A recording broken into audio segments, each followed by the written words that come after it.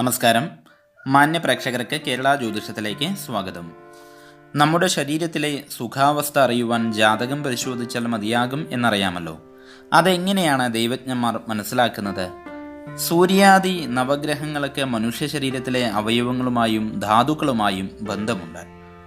ഓരോ ഗ്രഹങ്ങൾക്കും ഓരോ അവയവങ്ങളുടെ കാരകത്വം ജ്യോതിഷത്തിൽ കൽപ്പിക്കപ്പെട്ടിട്ടുണ്ട്. ഗ്രഹം എന്ന വാക്കിനെ ആകർഷിക്കുന്നത് എന്ന തലത്തിലും അർത്ഥമുണ്ട്. നവഗ്രഹങ്ങൾക്കും സ്വന്തമായ ഭ്രമണപഥമുണ്ട്. ഇരുമ്പിനെ കാന്തം എന്ന പോലെ ഗ്രഹങ്ങൾ പരസ്പര ആകർഷണ വലയത്തിലാണ് നിലനിൽക്കുന്നത്. നമ്മൾ ജീവിക്കുന്ന ഭൂമിയും ഗ്രഹങ്ങളുടെ ആകർഷണ വലയത്തിലാണ് ഉള്ളത്. ഈ ആകർഷണം മനുഷ്യാദി സകലവിധ ജീവജാലങ്ങളെയും അനുകൂലമായും പ്രതികൂലമായും സ്വാധീനിക്കുന്നു. ഓരോ ഗ്രഹങ്ങൾക്കും ശരീരത്തിലെ ഓരോ സവിശേഷ ഭാഗങ്ങളുടെ കാരകത്വം കൽപ്പിച്ചിട്ടുണ്ട് എന്ന് മുൻപ് പറഞ്ഞുവല്ലോ. ജനന സമയത്തിൽ പ്രസ്തുത ഗ്രഹങ്ങൾക്ക് ബലക്കുറവോ അനിഷ്ടസ്ഥിതിയോ വരുമ്പോൾ ആ ഗ്രഹത്തിന് പറഞ്ഞ അവയവങ്ങൾക്ക് ബലഹാനിയും തദ്വാര രോഗങ്ങളും ഉണ്ടാകുന്നു. ഗ്രഹങ്ങളുടെ അവയവ വിന്യാസക്രമം ഇപ്രകാരമാണ്: സൂര്യന് വയറ്, ചന്ദ്രന് ഹൃദയം, ചൊവ്വയ്ക്ക് ശിരസ്, ബുധന് മാറിടം, വ്യാഴത്തിന് തുടകള, ശുക്രന് മുഖം, ശനിക്ക് കാലിൻ്റെ മുട്ടുകൾ, രാഹുവിന് കാലടികൾ. ഇതുകൂടാതെ വേറൊരു രീതിയിലും ചിന്തിക്കാറുണ്ട്.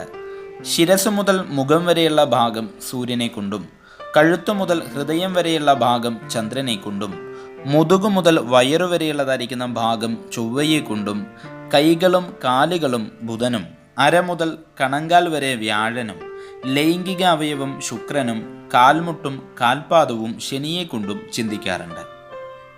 ഗ്രഹങ്ങളുടെ ധാതുക്കളെ ചിന്തിക്കുമ്പോൾ അസ്ഥി രക്തം ച മജ്ജ ത്വഗ്വസ ശുക്ലം ച വസ്നസ ഏവം ഹി ധാതവ സപ്ത സൂര്യാദീനാം പ്രകീർത്തിത എന്നുള്ള പ്രമാണപ്രകാരം സൂര്യനെ കൊണ്ട് അസ്ഥി ചിന്തിക്കും, ചന്ദ്രനെ കൊണ്ട് രക്തവും, ചൊവ്വ മജ്ജയും, ബുധൻ ത്വക്കും, വ്യാഴൻ കൊഴുപ്പും, ശുക്രൻ ശുക്ലവും, ശനിക്ക് ഞരമ്പിൻ്റെയും കാരകത്വമാണ് ഉള്ളത്.